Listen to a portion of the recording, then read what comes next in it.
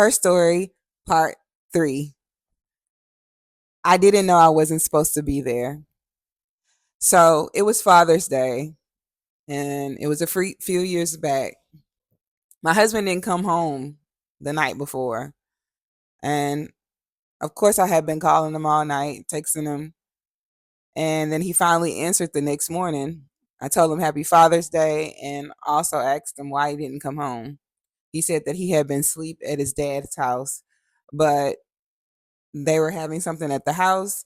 And if I wanted to come by, that he was just going to be there all day and come home tonight. So I said, sure. I hung up the phone. I got the kids ready. We went to the store. We purchased cards and gift cards and gifts for my father in law and my husband at the time. We headed out to his father's house. Now, my husband was raised behind gates. His dad had a nice home. Um, there was like a long driveway. I'm explaining this because I want you to get the full depiction of this story. So when you pull up to my husband's father's gate, you have to pull into a driveway. There's a fountain, and then you go around to the back of the house where most people park. And there's another driveway, pool house, pool. I pull up to the house, go to the back driveway. And when I pull to the back driveway, I see my husband at a car speaking with a woman. I immediately drive past the car because I don't want the kids to see. I tell the kids to stay in the car.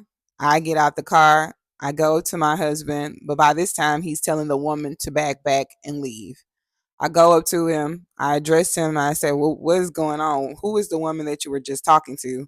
He tells me none of my business and to not start no on today. So I was like, what do you mean? What do you mean don't start? Like, you didn't come home last night. It's Father's Day. And then I show up and you're here with a woman. My husband starts to slap me. Now, remember, guys, this is Father's Day, so the house is full of family and friends. There's people on the outside by the pool house, and there's a house full of people. So he slaps me, he throws me on the ground, and then he grabs me by my hair. He starts to drag me from the side of the house all the way to the driveway to the front of the home. I'm screaming, I'm yelling. His family is out there and they're just looking. I can remember one of his cousins' face. She was stunned. It was like she was kind of stuck and she was just looking, but she didn't say anything and then she didn't try to get into it. That face always kind of like stuck in my mind. And for years, I didn't talk to her. And as a matter of fact, I still don't because it was like, you didn't help me. But I have forgiven her because now I look at things like maybe she just didn't want to get into it. So at this point, I he releases me. He goes back into the house through the front. I try to call the police because I had my phone in my pocket. I called my mom and then I the police. My mom arrives after the police arrive. Um, they tell Stanley to come outside. They asked me, did I want to file charges? And of course, I said no. I said that I just wanted to get my kids out of the back of the house and so we can just leave. Um, so the dad comes out of the home. He starts to yell and say to the police that it's her. She's always with the drummer. You have to understand that this family, a lot of this family, has experienced the same thing. And I honestly don't even think that they're for women, a lot of them, not even the women.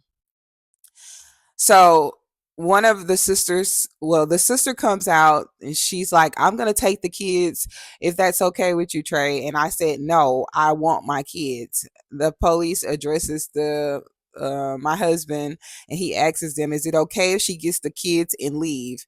He's like, yeah, I don't care. Take the kids. At this point, he didn't care. My mom was there. And at that point, she tells me, well, you're stupid. This is why they keep doing this to you, because you're stupid and you keep coming back over here.